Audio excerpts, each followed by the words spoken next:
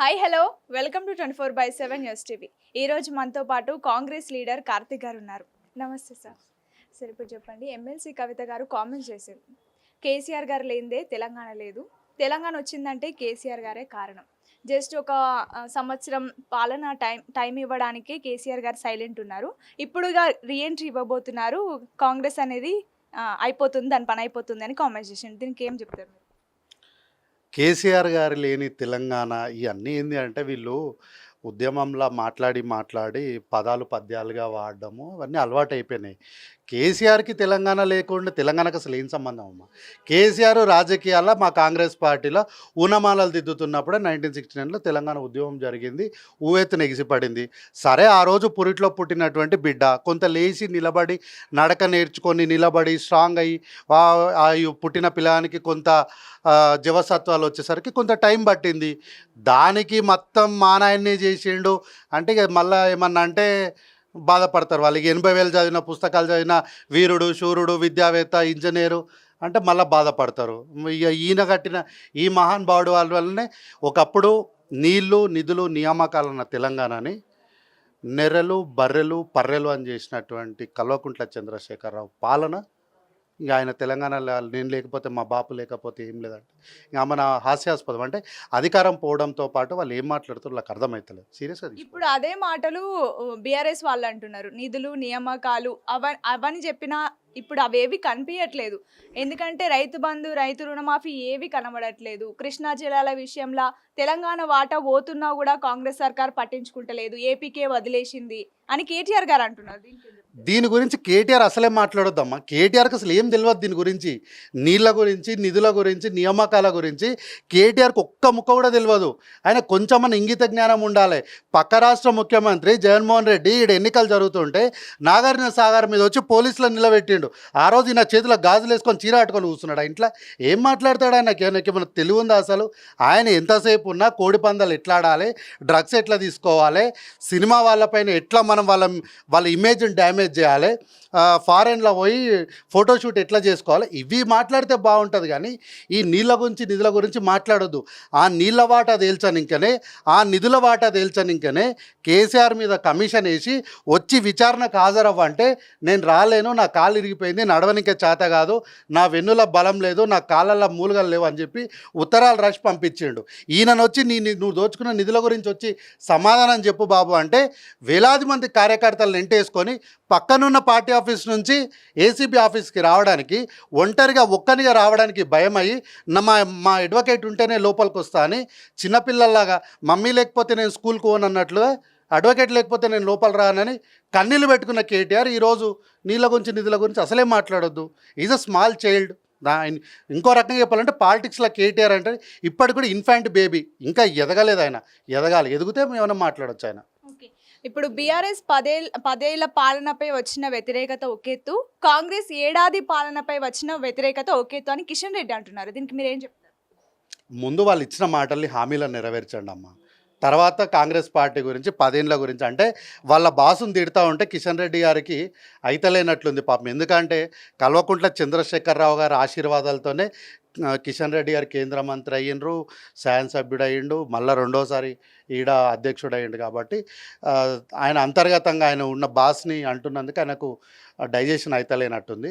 వాళ్ళు బీసీ ముఖ్యమంత్రి అన్నారు, కనీసం లీడర్ ఆఫ్ అపోజిషన్ అన్న బీసీని చేయమంటున్నాం. జేనికే చేత కాదు. ఈరోజు కాళేశ్వరము ఏటీఎం అయిందని వాళ్ళ నాయకుడు, వాళ్ళ అమిత్ షా, వాళ్ళ పార్టీ వ్యక్తి దేశానికి సంబంధించినటువంటి హోంశాఖ మంత్రి, ప్రధానమంత్రి, అధ్యక్షులు వచ్చి మాట్లాడారు. ఆ ఏటీఎం పైన ఏదో నిగ్గు తేల్చమనండి. గవ్వి చేయకుండా ఆడ 10 ఏళ్ళు ఈడ సంవత్సరము ముందు వాళ్ళ ఇల్లు సర్ది పెట్టుకోమని చెప్పండి. అది లేకుండా గివన్నీ ఎందుకు? Okay sir, thank you so much. చెప్పండి, ఎమ్మెల్సీ కవిత గారు కామెంట్స్ చేశారు. కేసీఆర్ గారు లేనిదే తెలంగాణ లేదు, తెలంగాణ వచ్చిందంటే కేసీఆర్ గారే కారణం. జస్ట్ ఒక సంవత్సరం పాలన టైం ఇవ్వడానికి కేసీఆర్ గారు సైలెంట్ ఉన్నారు. ఇప్పుడుగా రీఎంట్రీ ఇవ్వబోతున్నారు, కాంగ్రెస్ అనేది అయిపోతుంది, దాని పని అయిపోతుంది అని కామెంట్స్ చేసింది. దీనికి ఏం చెప్తారు?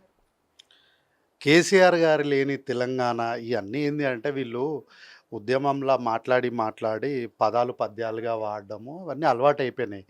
కేసీఆర్కి తెలంగాణ లేకుండా తెలంగాణకు అసలు ఏం సంబంధం అమ్మా? కేసీఆర్ రాజకీయాల్లో మా కాంగ్రెస్ పార్టీలో ఊనమాలలు దిద్దుతున్నప్పుడే 1969లో తెలంగాణ ఉద్యమం జరిగింది, ఊవెత్తున ఎగిసిపడింది. సరే ఆ రోజు పురిట్లో పుట్టినటువంటి బిడ్డ కొంత లేచి నిలబడి నడక నేర్చుకొని నిలబడి స్ట్రాంగ్ అయ్యి ఆ పుట్టిన పిల్లానికి కొంత జవసత్వాలు వచ్చేసరికి కొంత టైం పట్టింది. దానికి మొత్తం మా నాయన్నే చేసిండు అంటే ఇక మళ్ళీ ఏమన్నా అంటే బాధపడతారు. వాళ్ళకి 80,000 చదివిన పుస్తకాలు చదివిన వీరుడు శూరుడు విద్యావేత్త ఇంజనీరు అంటే మళ్ళీ బాధపడతారు.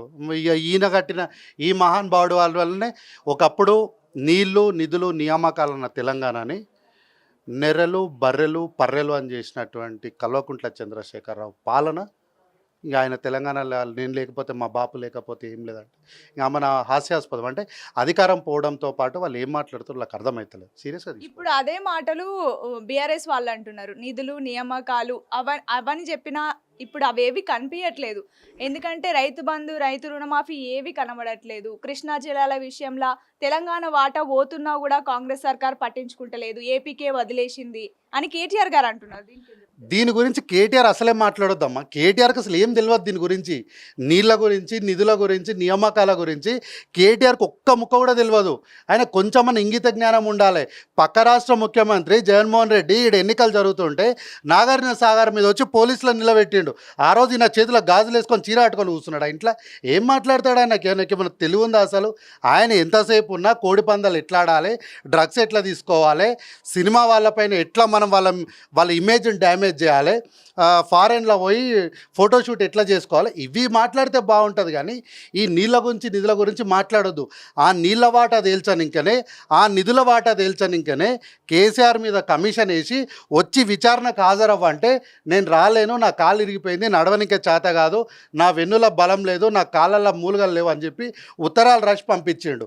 ఈయనను వచ్చి నువ్వు దోచుకున్న నిధుల గురించి వచ్చి సమాధానం చెప్పు బాబు అంటే వేలాది మంది కార్యకర్తలను ఎంటేసుకొని పక్కనున్న పార్టీ ఆఫీస్ నుంచి ఏసీబీ ఆఫీస్కి రావడానికి ఒంటరిగా ఒక్కనిగా రావడానికి భయమయ్యి మా అడ్వకేట్ ఉంటేనే లోపలికి వస్తా అని చిన్నపిల్లల్లాగా మమ్మీ లేకపోతే నేను స్కూల్కి పోనన్నట్లుగా అడ్వకేట్ లేకపోతే నేను లోపల రానని కన్నీళ్ళు పెట్టుకున్న కేటీఆర్ ఈరోజు నీళ్ళ గురించి నిధుల గురించి అసలే మాట్లాడొద్దు.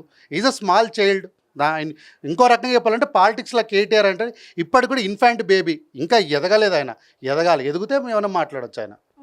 ఇప్పుడు బీఆర్ఎస్ పదేళ్ల పాలనపై వచ్చిన వ్యతిరేకత ఒకెత్తు, కాంగ్రెస్ ఏడాది పాలనపై వచ్చిన వ్యతిరేకత ఒకెత్తు అని కిషన్ రెడ్డి అంటున్నారు. దీనికి మీరు ఏం చెప్తారు? ముందు వాళ్ళు ఇచ్చిన మాటల్ని హామీలను నెరవేర్చండి అమ్మ. తర్వాత కాంగ్రెస్ పార్టీ గురించి 10 ఏళ్ళ గురించి అంటే వాళ్ళ బాసును తిడతా ఉంటే కిషన్ రెడ్డి గారికి అయితలేనట్లుంది పాపం. ఎందుకంటే కల్వకుంట్ల చంద్రశేఖరరావు గారి ఆశీర్వాదాలతోనే కిషన్ రెడ్డి గారు కేంద్ర మంత్రి అయ్యిండ్రు, శాసనసభ్యుడు అయ్యిండు, మళ్ళీ రెండోసారి ఈడ అధ్యక్షుడు అయ్యిండు. కాబట్టి ఆయన అంతర్గతంగా ఆయన ఉన్న బాస్ని అంటున్నందుకు ఆయనకు డైజెషన్ అయితలేనట్టుంది. వాళ్ళు బీసీ ముఖ్యమంత్రి అన్నారు, కనీసం లీడర్ ఆఫ్ అపోజిషన్ అన్న బీసీని చేయమంటున్నాం, గజ్జేనికే చేత కాదు. ఈరోజు కాళేశ్వరము ఏటీఎం అయిందని వాళ్ళ నాయకుడు, వాళ్ళ అమిత్ షా, వాళ్ళ పార్టీ వ్యక్తి దేశానికి సంబంధించినటువంటి హోంశాఖ మంత్రి, ప్రధానమంత్రి, అధ్యక్షులు వచ్చి మాట్లాడారు. ఆ ఏటీఎం పైన ఏదో నిగ్గు తేల్చమనండి. గవ్వి చేయకుండా ఆడ 10 ఏళ్ళు ఈడ సంవత్సరము ముందు వాళ్ళ ఇల్లు సర్ది పెట్టుకోమని చెప్పండి. అది లేకుండా గివన్నీ ఎందుకు? Okay sir, thank you so much.